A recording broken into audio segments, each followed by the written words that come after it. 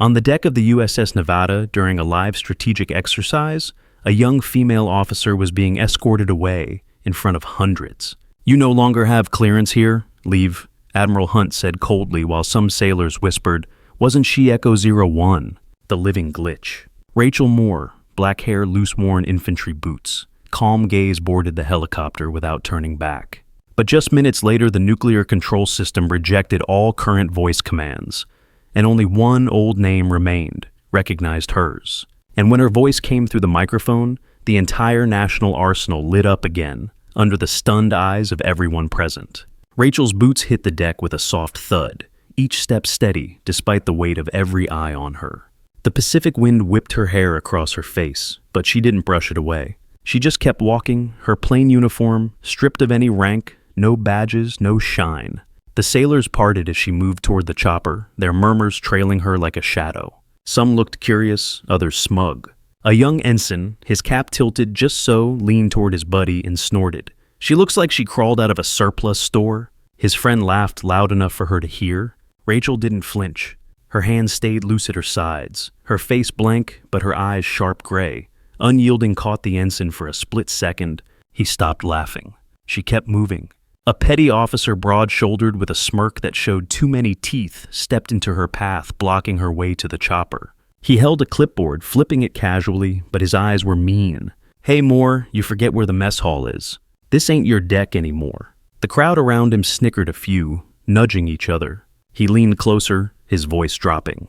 "Bet you're just here to fetch coffee for the real officers." Rachel stopped her boots scuffing the deck. She looked up at him, her gaze steady, and tilted her head just enough to make him shift his weight. "Funny," she said, her voice low. "Last I checked, coffee doesn't arm missiles." The petty officer's smirk faltered, his clipboard slipping slightly in his hand. The crowd's laughter choked off, and Rachel stepped around him, her stride unbroken. The helicopter's blades were already spinning, the noise drowning out the whispers. Admiral Hunt stood at the edge of the deck, his jaw-tight arms crossed. He was a tall man, silver hair cropped close with the kind of presence that made junior officers stand straighter. His voice carried over the wind, clipped and final. "Lieutenant Moore, you were told to leave. This isn't your place anymore." A few sailors nodded, their smirks barely hidden. One, a wiry guy with a fresh tattoo peeking out from his sleeve, called out, "What's she even doing here? Thought we upgraded past dial-up." Laughter rippled through the crowd. Rachel paused just for a moment, her fingers brushing the strap of her old canvas bag. She looked at the sailor, her gaze steady, and said, "Dial-up still works when the system crashes." The laughter died. She stepped onto the chopper. Before the door could slide shut, a shout cut through the noise. A systems engineer, his uniform wrinkled and sweat-stained, sprinted across the deck, nearly tripping over a cable. His face was pale, eyes wide. "Admiral, the nuke control panel, it's locked." The crowd went quiet. Hunt turned, his expression unreadable. "What do you mean, locked?" The engineer, barely catching his breath, pointed toward the command tower. "Voice commands, they're failing. All of them. It's rejecting every officer's code." Rachel, one foot still on the chopper's skid, froze. Her fingers tightened on the doorframe, but she didn't turn around. The engineer's voice cracked. "It's waiting for an old code, one we never purged. Echo 01. Every head swiveled toward Rachel. A junior officer barely out of the academy, his uniform still creased from the box, pushed through the crowd, his face flushed with indignation. "Echo 01. You're joking, right? Her..." He pointed at Rachel, his finger jabbing the air like a weapon. "She's a has-been who got lucky once. We're supposed to trust her with national security." His voice rose, cracking with frustration, and a few sailors nodded, their arms crossed.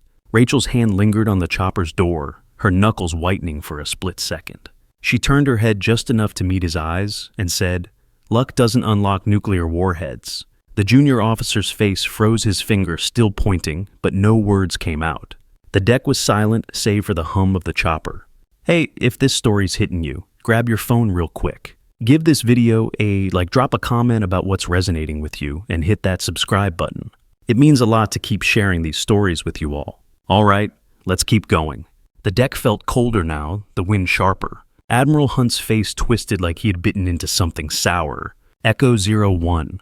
That's a decommissioned call sign. He snapped. A lieutenant nearby, a woman with perfectly pressed cuffs and a sneer that matched, stepped forward. You're saying our entire defense system is tied to her. Some washed-up nobody. Her voice dripped with disdain, loud enough to carry over the chopper's whine. A few sailors chuckled nervously, glancing at Rachel. She stood there, one hand on her bag, her face still as stone. The lieutenant kept going. What's she gonna do? Whisper some magic password from the Stone Age. More laughter, but it was thinner now, uneasy. Rachel tilted her head just slightly and said, "Funny how old systems outlast new egos." The lieutenant's smirk froze. The deck went quiet again. A navigation officer, his glasses fogged from the sea air, leaned toward a colleague, his voice sharp with mockery. "She's probably just here for a photo op. Wants to feel important one last time." He adjusted his glasses, smirking as he glanced at Rachel's retreating figure. The colleague, a man with a buzzed haircut and a nervous twitch, nodded. "Yeah, bet she's loving this, standing there like she's still relevant."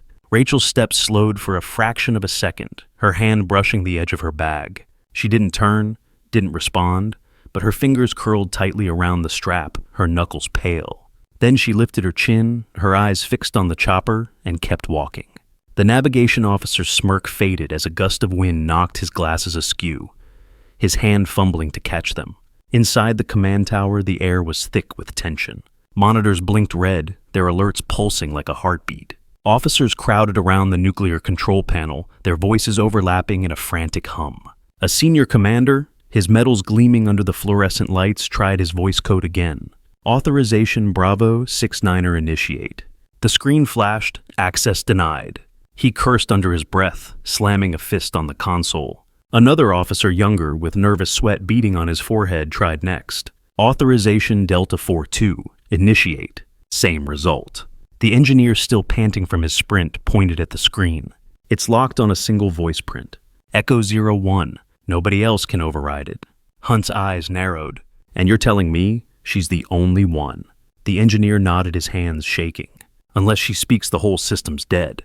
A communications officer, her headset dangling around her neck, leaned over to a colleague, her voice low but sharp. "This is a joke, right? We're begging for her help now." She gestured toward the chopper where Rachel still stood, her silhouette framed against the gray sky. "She's been irrelevant for years. Probably forgot how to even read a console." The colleague, a man with a buzz cut and a nervous tick in his jaw, nodded. "Yeah, bet she's just standing there to soak up the attention." Rachel's fingers brushed the edge of her bag, her eyes fixed on the horizon. She didn't turn, didn't acknowledge them, but her shoulders squared just slightly, and she took a slow breath, her lips pressing into a thin line. The communications officer's voice faltered, her headset slipping from her hand. Rachel was already halfway to the chopper's door when a junior officer ran up, his boots skidding on the deck. "Lieutenant Moore, they need you back." She stopped her back to him, her shoulders barely shifting. The crowd watched, their whispers fading. She turned slow and deliberate, her eyes scanning the faces around her. The ensign from earlier, the one with the surplus store jab, shifted uncomfortably, his bravado gone. Rachel didn't say a word. She just stepped off the chopper, her boots hitting the deck again, and started walking back toward the tower. The sailors parted like a tide, their eyes darting between her and the Admiral. Hunt's jaw clenched so hard it looked like his teeth might crack. "This better not be a mistake," he muttered. As Rachel crossed the deck, a maintenance chief, his hands stained with grease and his eyes narrowed, muttered to a group of sailors nearby. "She's got no business being here. Look at her. Those boots are older than half this crew." He spat on the deck just close enough for her to notice. The sailors around him laughed, one slapping his shoulder. Rachel's stride didn't break, but her hand paused on her bag, her fingers curling around the strap. She glanced at the chief, her eyes cold but steady, and said, "Old boots still walk through fire." The chief's laugh died in his throat, his spit drying on the deck as she passed. The sailors around him shuffled their eyes, dropping to the ground. Back in the command room, the air felt like it could snap. Officers stood shoulder to shoulder, their faces a mix of disbelief and resentment. A tech specialist, a wiry guy with glasses sliding down his nose, muttered to his colleague, "She's gonna choke. Bet she forgot the code years ago." His colleague, a woman with a tight ponytail and a clipboard clutched to her chest, nodded. Why is she even still in the system? Should have been wiped when she got the boot. Rachel walked in her steps, measured her old boots scuffing softly on the polished floor. Every eye was on her. The lieutenant with the pressed cuffs leaned against a console, arms crossed. "Well, go on Echo 01. Save the day, or crash it." Rachel didn't look at her. She just stepped up to the mic, her fingers brushing the edge of the console. A radar tech, his fingers trembling as he adjusted his screen, whispered to the officer next to him. "This is insane. We're trusting her with the whole fleet. She's nobody." His voice was sharp, almost panicked, and a few heads turned, nodding in agreement. Rachel's hand paused on the mic, her fingers steady, but her knuckles pale. She didn't look at the tech, didn't react. Instead, she adjusted her stance, her boots planted firm, and leaned closer to the mic. "Systems don't care about your opinion," she said, her voice quiet but cutting. The tech's hands froze on his keyboard, his face flushing as the room's attention shifted to him. Rachel's eyes flicked to the screen, her expression unchanged. The screen in front of her glowed red, the words, "Voice authentication required," pulsing in bold. Rachel stood still, her face unreadable but her hands steady. The room held its breath. She leaned forward, her voice low, but clear, each word clipped and precise. "Authorization, Echo 01, initiate sequence." 7 words, no more, no less. The screen flickered. A green bar slid across it. Voice match 99. 99% confirmed. The room erupted in a soft hum of beeps and clicks as the system came alive. Payload doors unlocked with a heavy thud. Radar screens lit up, reconnecting to global networks. A threat marker on the map, blinking red just moments ago, vanished. Someone in the back whispered, "Holy hell, she did it." A weapons officer, his face red with frustration, slammed his hand on a nearby console, his voice loud enough to echo. "This doesn't make her special. Anyone could have said those words if the system was rigged for her." He gestured wildly at Rachel, his eyes flashing with resentment. A few officers nodded, their murmurs rising. Rachel's fingers lingered on the console, her movements pausing for a heartbeat. She turned slightly, her gaze locking on the weapons officer, calm but piercing. "Rigged systems don't stop wars," she said, her voice, even each word, landing like a stone. The officer's hand dropped, his face paling as the room's hum quieted.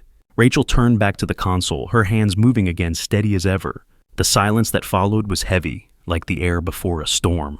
Admiral Hunt's face was a mask, but his eyes burned. He stepped forward, his voice low and sharp. "Don't get comfortable more. This doesn't mean you're back." The lieutenant with the pressed cuffs smirked again, her voice cutting through the hum of the consoles. "Yeah, don't get any ideas. You're just a glitch we had to use." A few officers nodded, their expressions cold. Rachel didn't respond. She just straightened up her hands, sliding into her pockets, and turned toward the door. The junior officer from earlier, the one who'd whispered about her being a myth, stared at the floor, her cheeks flushed. Rachel paused, her gaze lingering on the officer for a moment, then walked out without a word. Outside, the deck was quieter now that the chopper's blade still. Rachel stood by the railing, the ocean stretching out endless and gray. Her fingers brushed an old keychain in her pocket, a faded leather tag with a single word etched into it. Duty. She'd carried it since her first deployment, back when she was barely 22, standing in a different command room, her voice the only one the Blackbird system trusted. The memory came and went quick as a wave. She didn't linger on it. A sailor nearby, the tattooed one from before, glanced her way, then looked down, his jaw tight. He didn't say anything. Neither did she. A young ensign, her ponytail bouncing as she jogged across the deck, stopped short when she saw Rachel. She hesitated, then blurted out, "You're really her, aren't you?" Echo 01. Her voice was a mix of awe and disbelief, her eyes wide. A few sailors nearby turned their conversations, pausing.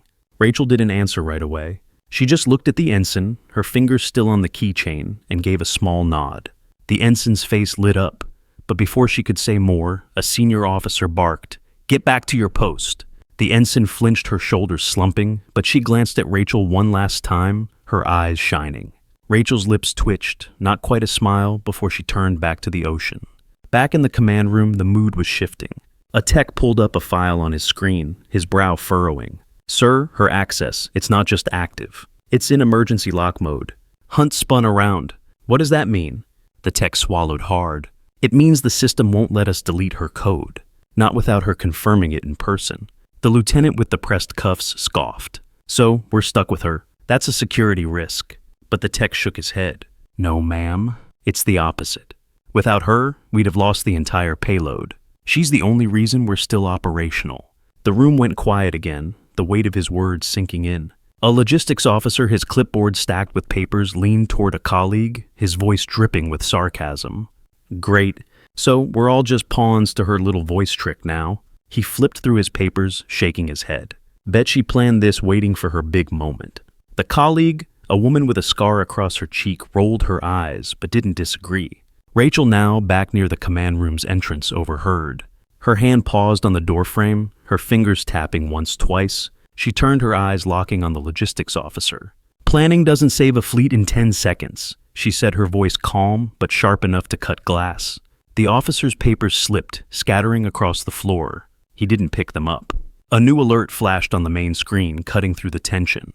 Video feed secure line. The officers froze. The president's seal appeared, followed by his face stern but calm. Everyone stood a little straighter, even Hunt. The president's voice came through steady and clear. Lieutenant Rachel Moore, your voice just prevented a catastrophic failure of our national defense system. Rachel, still out on the deck, didn't hear it yet. She was looking at the horizon, her fingers still on that keychain. Inside, the president kept going. You're not just reinstated, Moore. You're taking command of this vessel's strategic operations, effective immediately. That's an order. The room was silent.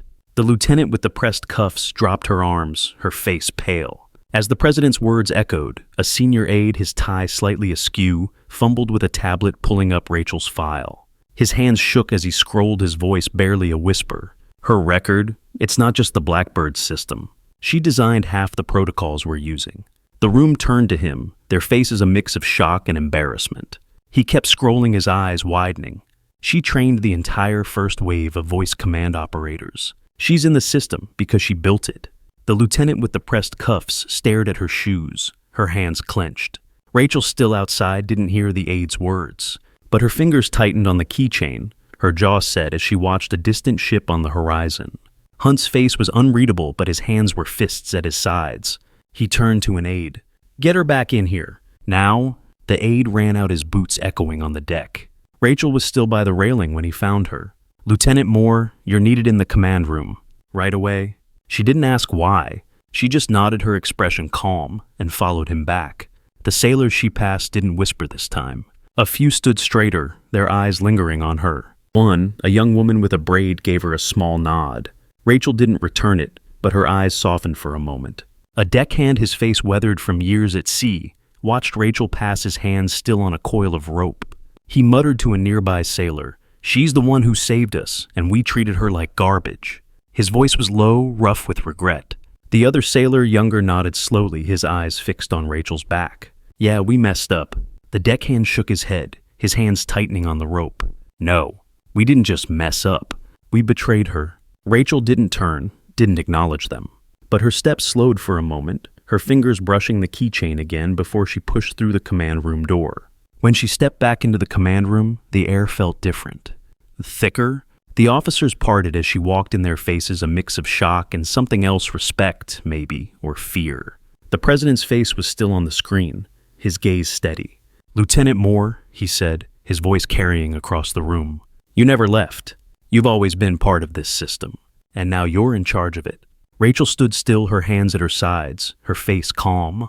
She didn't look at Hunt, didn't look at the lieutenant or the techs or the screens. She just nodded once and said, "Understood, sir." The screen went dark. Hunt stepped forward, his movements slow, deliberate. He stopped in front of Rachel, his eyes locked on hers. For a moment, it looked like he might say something sharp, something bitter. But then he straightened his shoulders, squaring, and saluted. Crisp, formal, the room held its breath. Rachel returned the salute, her movements just as precise. She didn't smile, didn't gloat. She just said, "Condition 1 readiness. Begin global command." Her voice was steady, like she'd been giving orders her whole life. The officers moved fast, their hands flying over consoles, their voices low and urgent. The system hummed back to life. A signalman, his hands calloused from years of handling cables, stood at the edge of the room, his eyes fixed on Rachel. He whispered to a nearby tech, "I saw her once, years ago, running drills no one else could keep up with." His voice was thick, his hands clenching at his sides. "We laughed at her boots, but she was carrying us all along."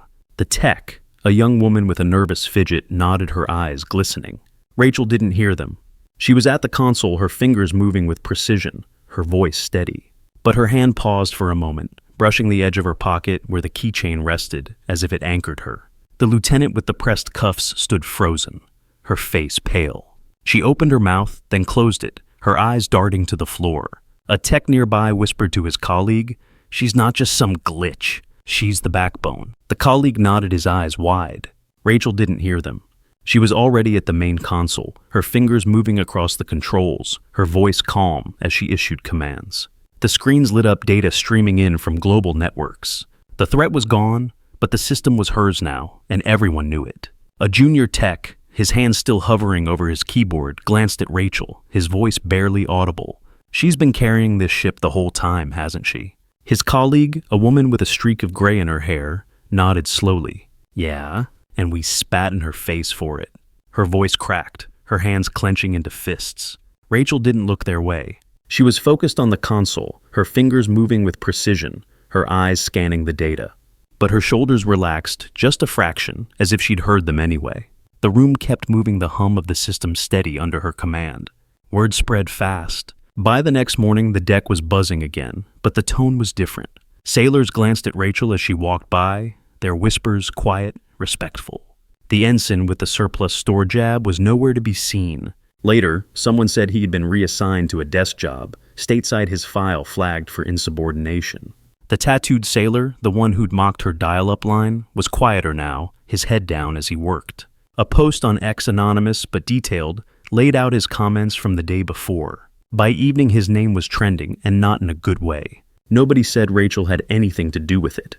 Nobody needed to. The lieutenant with the pressed cuffs faced her own reckoning. A formal review came down from command, citing her conduct as unprofessional. Her sponsorship for a high-profile defense contract was pulled, and her name stopped showing up on the guest lists for officer galas. She didn't say much after that, just kept her head down, her cuffs still perfect, but her smirk gone.